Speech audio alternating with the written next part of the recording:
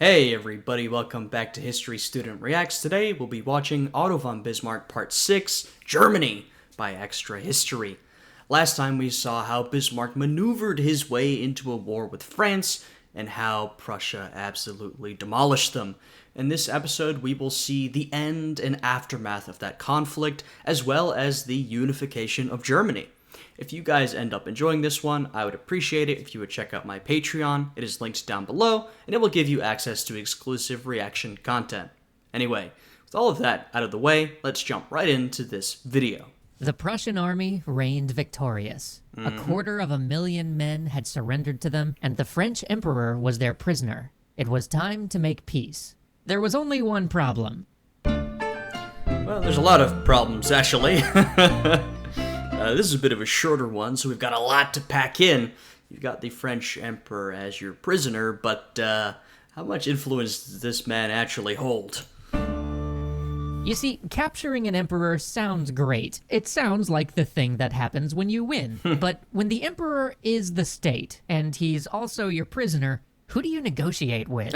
This was the problem Bismarck was facing. Too much winning. He wanted to make peace, but they had won so much that he couldn't figure out who to make peace with. So when the news reached Paris on September 2nd, 1870, one of the remaining generals and a few French statesmen declared themselves the government, which they cleverly named the Government of National Defense. Yeah, this is one of those situations where France has basically been plunged into chaos. Now, you know, it's not like Prussia is occupying all of France at this point, but France has been humiliated. They have been badly defeated. The emperor has been captured, and so a government sort of springs up out of nowhere. A provisional government that lacks really any sort of legitimacy. It's sort of hard to draw back. Okay, so where does this government get its legitimacy, its authority from? Well, it's just a bunch of powerful individuals who took the opportunity and arose from nowhere, basically. But it gives you a sense of the sort of chaos of the situation. Of course, the emperor was technically still alive and hadn't ever abdicated, which was a complication. Also, they hadn't been elected. Yeah, but it's done for him. Yeah, it's done for good old Napoleon III. Really didn't live up to good old classic Napoleon. We already talked about how his reign is a complicated one. There were ups, there were downs, but at this point it wasn't going super well for him. He wanted that nationalistic boost from going to war with Prussia, and it really hasn't worked out, and now he's done. You know, his time as emperor is over. So, where did their legitimacy come from?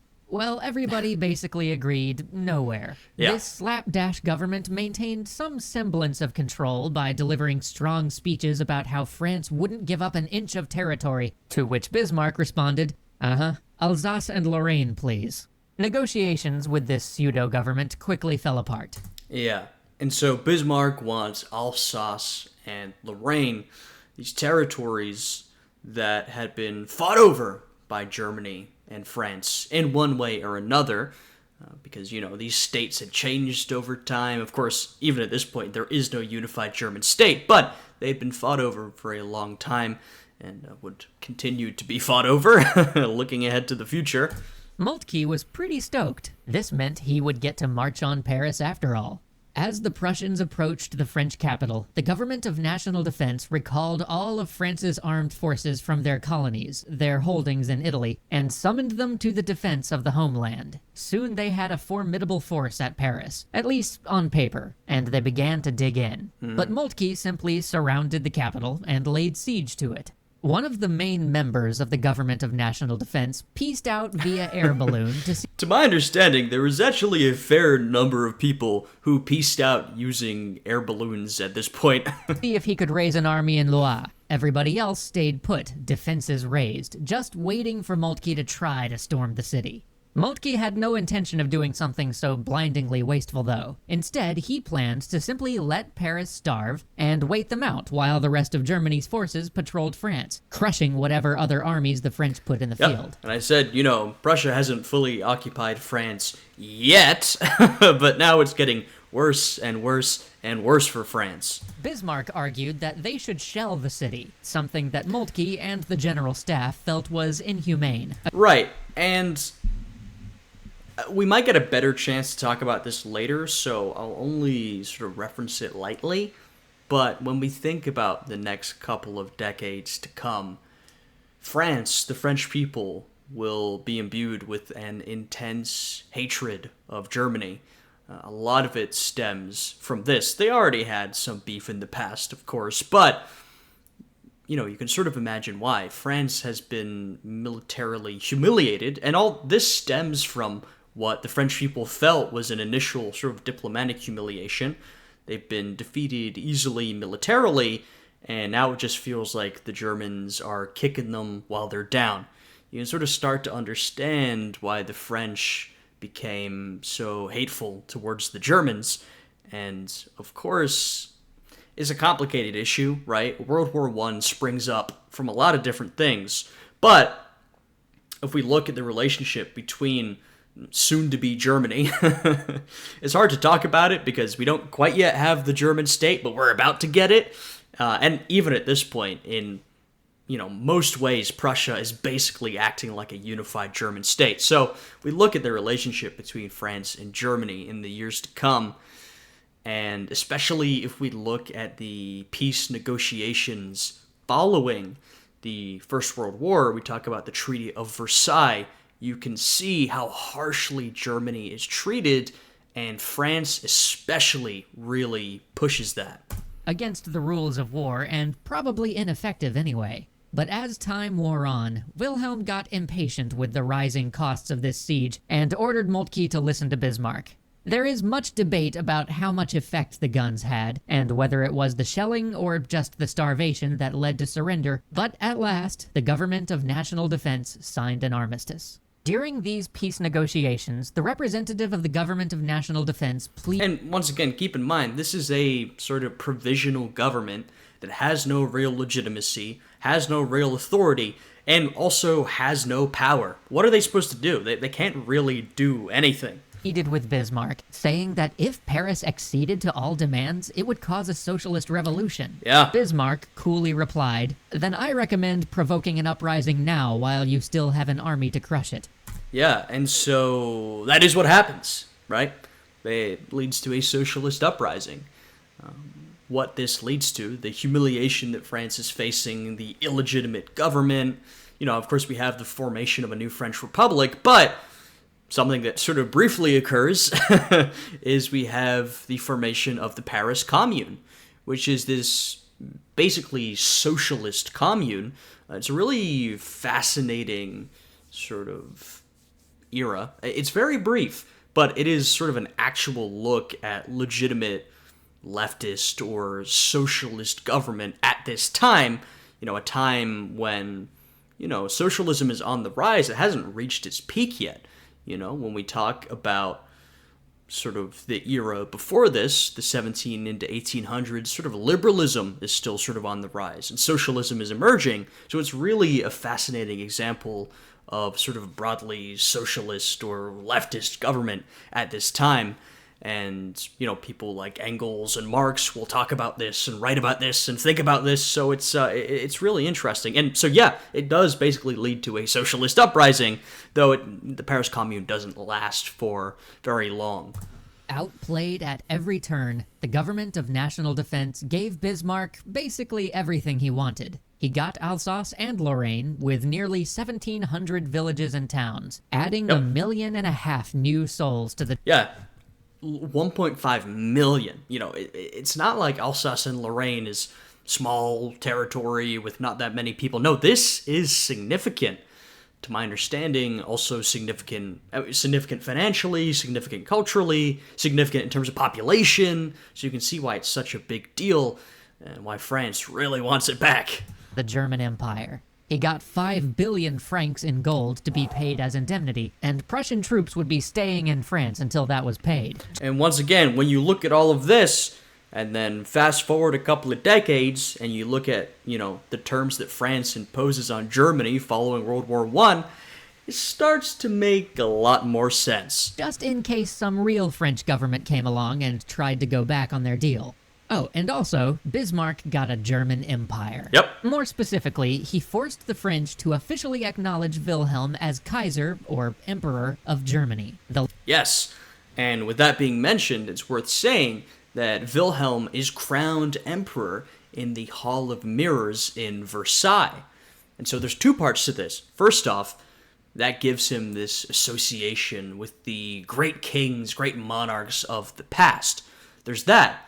But, more sort of important to the coming history after this, it is once again another great humiliation for France. They are being forced to crown the new German emperor. This German empire, which before it even existed has humiliated them, and now is a serious competitor for hegemony over Europe. They're being forced to crown the emperor of Germany in this most important historical site.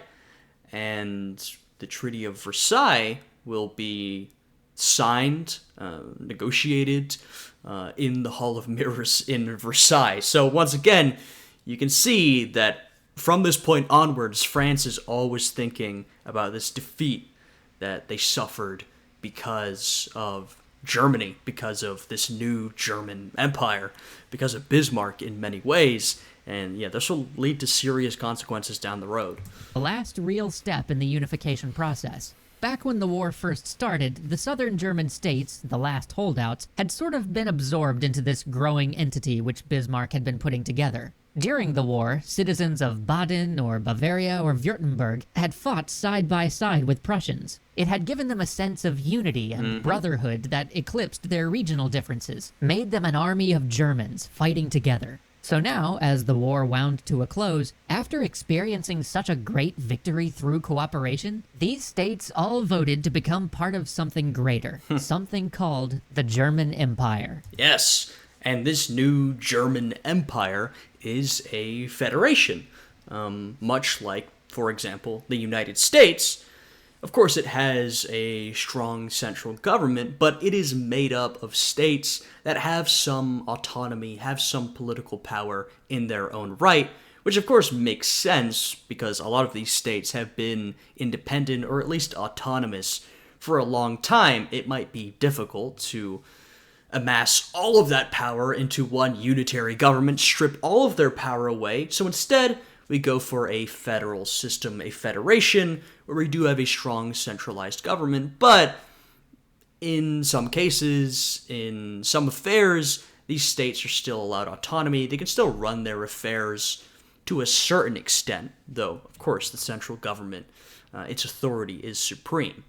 Finally, in a scene full of spectacle and drama, on January 18, 1871, the leading military commanders declared Wilhelm Kaiser in the Hall of Mirrors in Versailles. There you go. I mentioned that earlier. And Kaiser, like, for example, the Russian title of Tsar, comes from the word Caesar, which, we say in English Caesar. It's actually pronounced more like Kaiser. That is closer, actually, to the correct pronunciation. So, yeah, there's your link to Roman history there. A lot of these modern monarchical titles are linked back to Caesar. And so the glory of war and the pomp and circumstance of imperial dignity played out. Now all that was left was creating a constitution, which Bismarck expedited by convincing the newly formed German Empire to simply adopt most of northern Germany's previous constitution. But with one interesting proviso. All ministries were under the office of Chancellor, and the Chancellor could propose legislation or bring things to debate in any of the parliamentary houses. But the Chancellorship itself was granted at the direct pleasure of the king. No other body could remove a Chancellor or appoint one. And surely this won't cause any problems down the line. I mean, I can't even think how this could cause any issues. Coincidentally, Bismarck just so happened to be the Chancellor of Germany. But even with this broad power over his newly formed empire, even now that he was finally ascendant in Germany and Europe at large, Bismarck now faced a challenge that he had never truly had to deal with before. The challenge of governing. Yes, this is true. And Judging from the time we have left, we've got a minute left, basically, minute and a half. We are not going to get into Bismarck's career as Chancellor of a unified Germany, which is kind of a shame.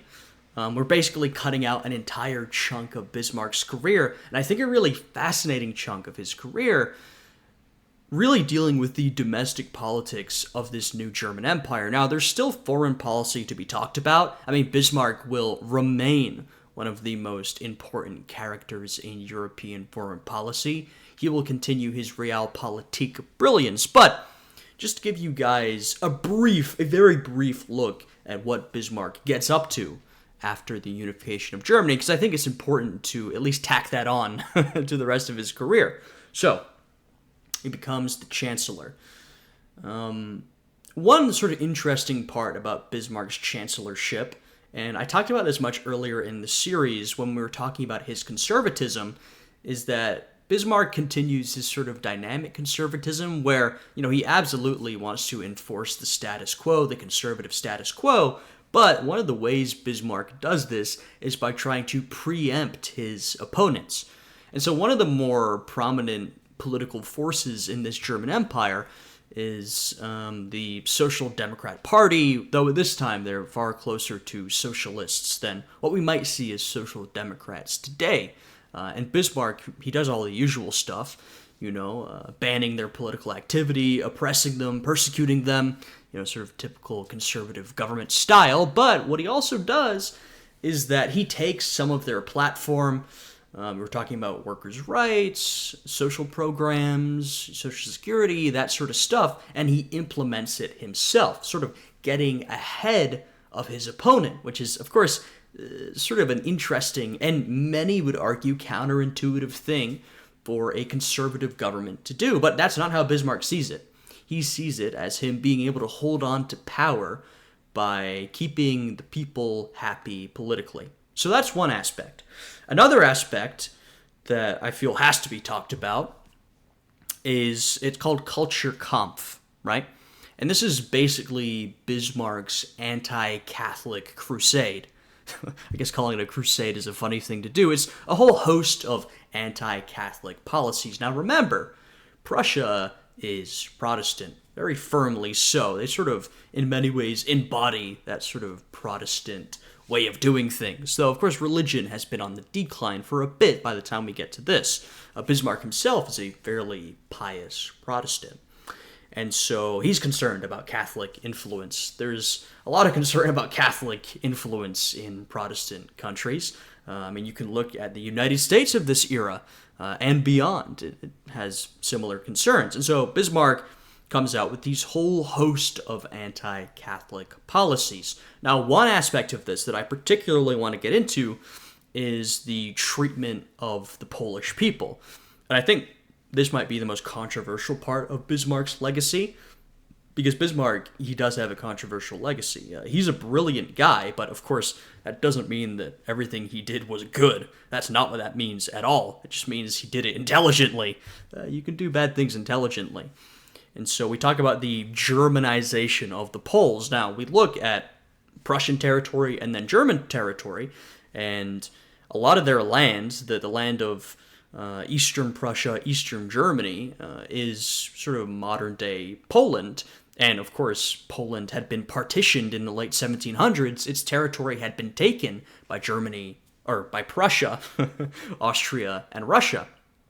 And so, in this sort of Kulturkampf policy, now a lot of these Poles are Catholic, and so they are particularly affected by this. But it goes even further than that, because in these eastern provinces, Kulturkampf takes on a more nationalistic and anti-Polish tone than it does in other places in the country. In other states, it is more straightforwardly anti-Catholic, but it gets very tied up with nationality and identity out east. And so, we have it's called the Germanization of Poles. Sort of stuff that you might think of is not being allowed to use their language in public. You're only supposed to use German in public. Only teaching German in schools. Basically, the sort of the erasure of Polish culture.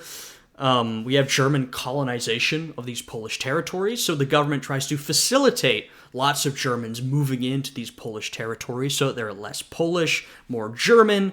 Probably the worst offense of this era is the mass deportations of Poles out of this territory. They just send them away.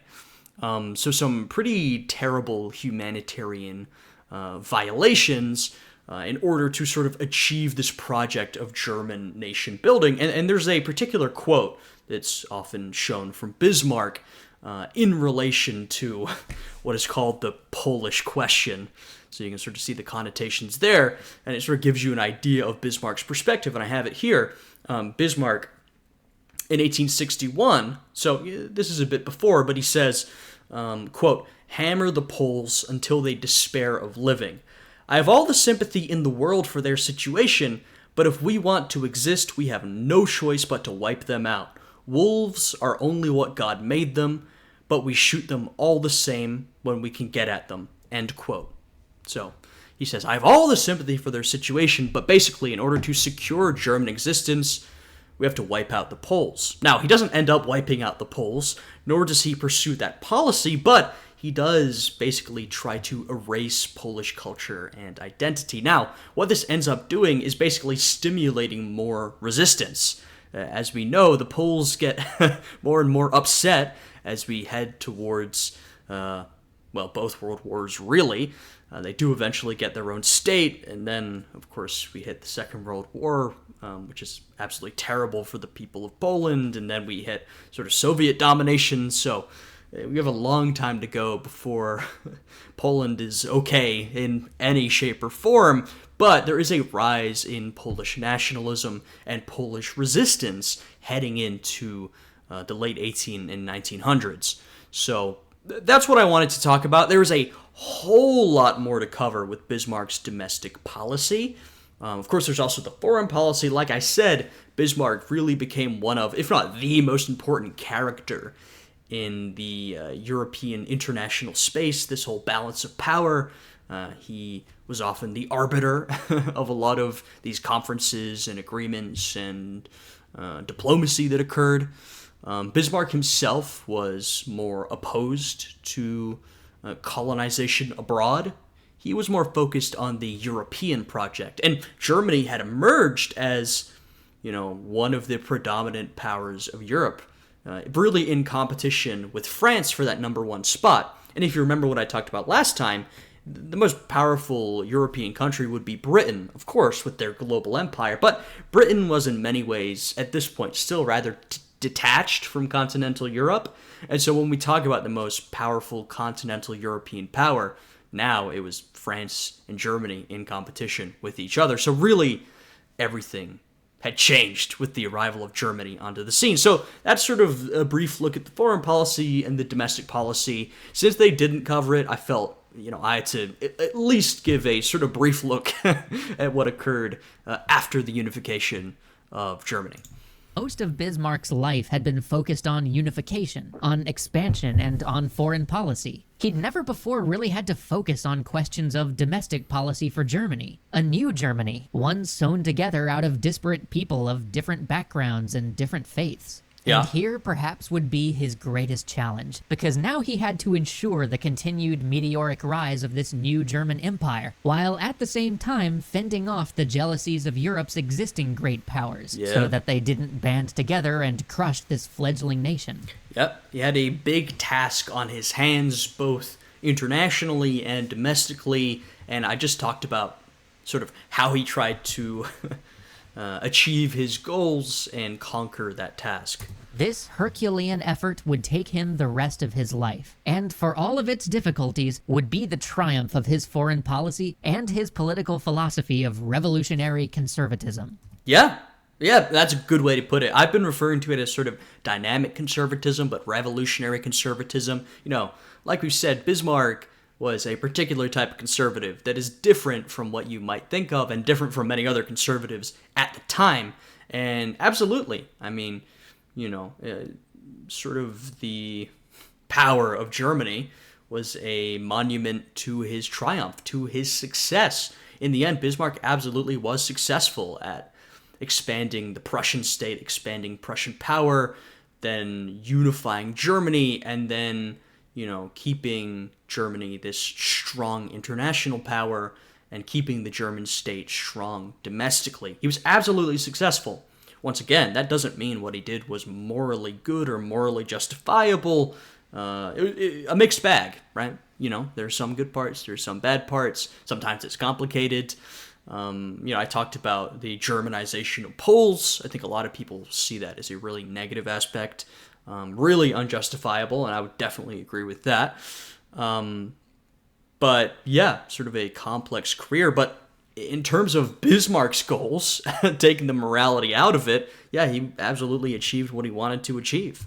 But if Bismarck had one great failing, one true tragedy to his life, it would be that he could not envision a world without Bismarck. At least not until it was far too late. Yeah. And so all of this effort, all of this work he did to ensure a strong... Well, and maybe we would talk about this differently had German history gone differently following the departure of Bismarck, right? Bismarck does see success in his lifetime. He really does, this powerful German state. But as we know, it doesn't really end well for Germany, right? We have the defeat of World War I, which goes badly, especially during the process of negotiating after the war, partially because France's hatred towards Germany that was really inflamed during the Franco-Prussian War, and so Germany is humiliated and blamed for the war and forced to pay massive indemnities and shrink their army down, and so that's a terrible time for Germany, and then that leads to the rise of, far-right ideology, Nazism, Hitler, and then World War II and the Holocaust, which is, of course, this horrible, horrible atrocity, and so, a lot of this, it does not end well for Germany. Germany's doing pretty well nowadays. If we want to zoom out, fast forward a couple more decades, 100 years plus from the departure of Bismarck. But, it's a complicated history, and I think it's definitely a complicated legacy for Bismarck to leave. But peaceful future for Germany would wash away in other leaders' hands, feeding directly into the looming catastrophes of 1914. Absolutely. But that's a story for another time. Thanks for watching. Alrighty. Wow. I enjoyed this series a lot. I wish we had had the opportunity to go into Germany, right?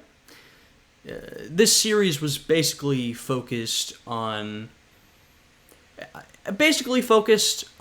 Bismarck's mission to unify Germany, though we did a bit more of his early life.